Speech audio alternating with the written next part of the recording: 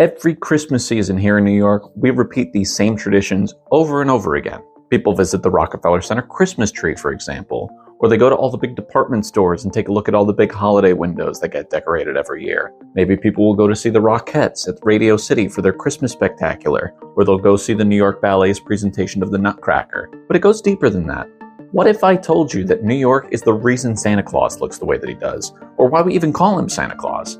What if I told you that the reason you go crazy shopping for your loved ones every year is New York's fault? Well, today, I'm going to explain to you how New York City invented the modern-day American Christmas. Let's get into today's story.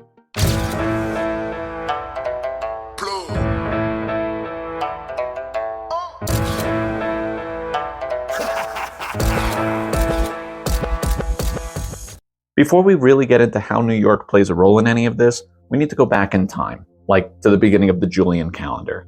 In the days where the years were still labeled with 2- and 3-digit numbers, the people alive at the time obviously didn't know everything that we know now. For example, we know that the Earth rotates and the Earth orbits the Sun on a tilt, and that tilt, depending on the position Earth is in during that time of year, creates our seasons. Maybe a few people had some of that figured out back then, but this wasn't exactly common knowledge, so when winter came, all the people of Earth all had their own reasons for thinking why this could possibly be happening. All they're seeing is that their crops are dying, the leaves have fallen off the trees, and it's bitterly cold. They have no answers as to why this keeps happening every single year. One theory for some cultures was their sun god, or their agriculture god, would get sick around the same time of the year, and everyone would get together for these big festivals to honor these gods and pray to them, and if celebrated correctly, he would eventually get better and bring everyone's crops back to life and put the leaves back on the trees, and the weather would get warmer. And the time that this typically got celebrated was right around the time of the winter solstice, the day where the sun is the lowest it will go in the sky. That day falls on December 21st. It wasn't an exact science, so some cultures celebrated earlier or later. Fast forward to the year 336 AD, the Romans had always celebrated their god of agriculture, who happened to be Saturn. So, they had always celebrated Saturnalia around the winter solstice. Work and business were suspended for the day, slaves were even given temporary freedom for the day, there'd be this big banquet, gift-giving, and it had this real carnival atmosphere. There was a point where it was even a week in length. Everyone loved Saturnalia. But in 336 AD, the holiday changed. Emperor Constantine is credited with being the first Roman emperor to embrace this idea of monotheism through Christianity, although other gods continued to play a role for a few generations.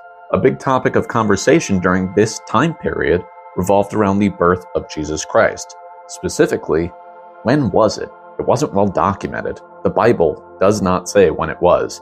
In fact, if you really dissect the scripture, his birthday was probably closer to May than December. However, because all of these pagan rituals occurred right around December 25th, it is possible that this date was chosen as his birthday due to political motives.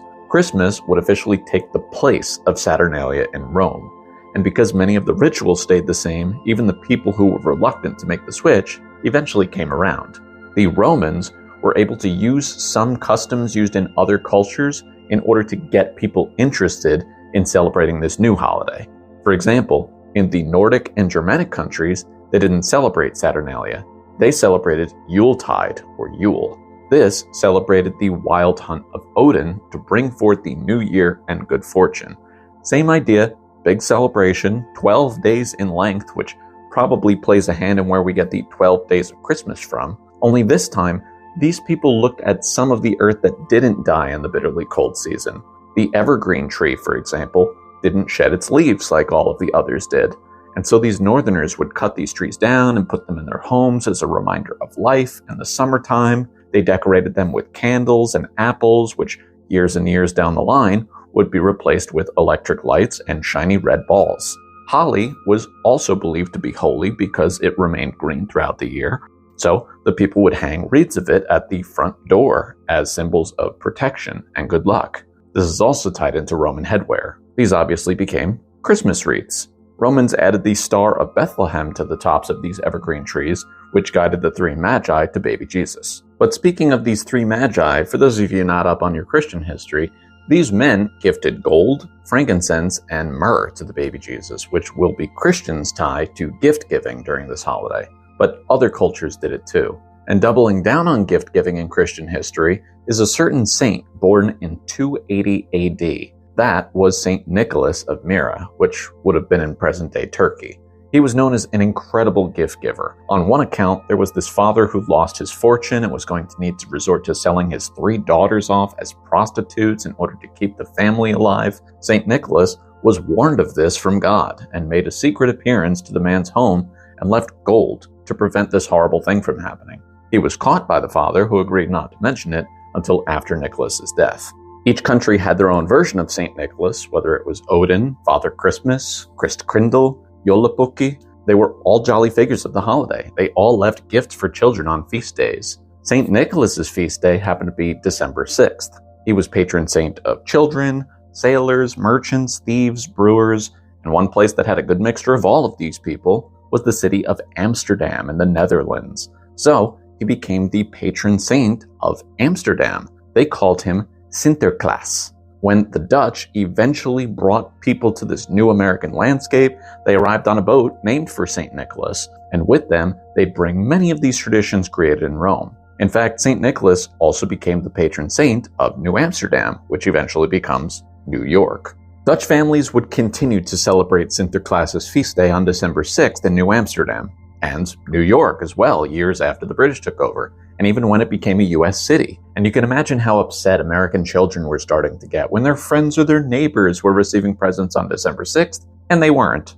And eventually, the switch was made to the 25th for Christmas. This was all highlighted in Washington Irving's satire titled A History of New York, which was originally published under the pseudonym Diedrich Knickerbocker, which eventually, yes, lent its name to a basketball team here in New York that has played more Christmas Day games than any other team, the New York Knicks.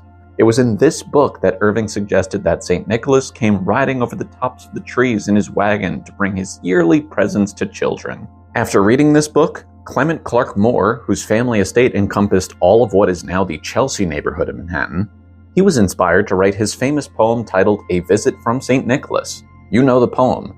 It begins, "'Twas the night before Christmas when all through the house not a creature was stirring, not even a mouse."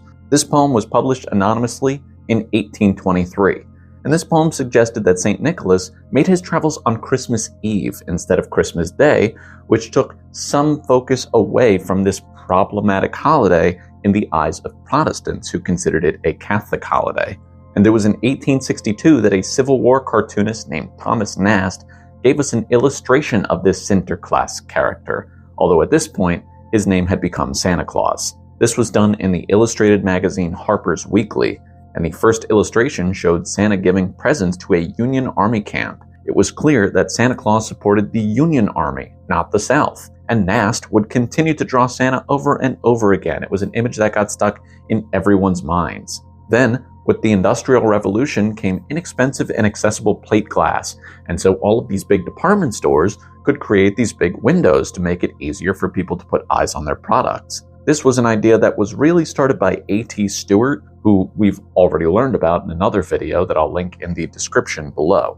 What a lot of these store owners were realizing was that 25% of their annual sales were occurring in November and December. Why not give people a reason to come into their stores? And so they came up with this idea of decorating their store windows to attract people in off of the streets. By 1897, L. Frank Baum, who we know as the author of The Wonderful Wizard of Oz, he founded and edited a magazine called The Show Window.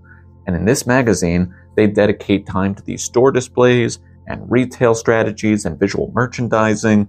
These stores were doing incredible things to get people into their stores. In that same year, 1897, an 8-year-old girl named Virginia wanted to know if Santa Claus was real. When she asked her father, he tried to explain to her that he was definitely real, but she just wasn't convinced. And so he told her that she should write a letter to the Sun, a New York newspaper that was known for being serious. He told Virginia that if you see it in the Sun, it is so. So she wrote the letter. Very simple, short, to the point. Some of my friends say there's no Santa. My dad says there is. Who's telling the truth? She wrote this in the summer, sent it, checked day after day for a response, but nothing. Finally, After the school year started, they finally responded. Yes, they said, and he lives forever, 1,000 years from now. And we've been lying to kids ever since. In 1912, Madison Square Park hosted a Christmas tree lighting, the first of its kind. Then Washington Square joined the game in 1924. Rockefeller Center didn't join the game until 1933. Starting in the 1920s, Lord & Taylor, which is only an e-commerce retailer these days, they were the first to install hydraulic lifts for their holiday window displays. So they could actually design them underneath the windows and then have them lifted up and put into place at a moment's notice. And then once the Great Depression hit, you're looking at a lack of theater for the lower class. They couldn't afford it. So one way to be entertained was just to go watch the Christmas decorations in the windows. By 1937, the retailer said the heck with putting actual store merchandise in their windows, and they started doing whatever kinds of decorations they wanted, a tradition that continues to this day. Even big-name artists like Andy Warhol and Salvador Dali have played a role in designing these windows over the years. The big stores today are still Saks Fifth Avenue, Bergdorf Goodman, Bloomingdale's, and Macy's. Of course, the influence of big stores getting involved in the Christmas game plays a significant role into why we drive ourselves crazy every year, and even though I'm sure Christmas would look exactly the same if these traditions had started anywhere else, it does make you wonder, right? Anyway, that's going to do it, folks. I hope you enjoyed today's story. Let me be the first to say that the history of the Christmas holiday is long. It's extensive. I've only kind of grazed the surface on this topic, so if you want to take a deep dive, there is plenty of information out there to absorb. Feel free to rattle off in the comment section about, Santa's red because of Coca-Cola or whatever else you think I missed. If you're looking to give me a Christmas gift, how about a like or a subscription to the channel? Feel free to come back each and every Christmas to this video. That's why it's here. I'll catch you all in the next video, guys. Deuces, kids.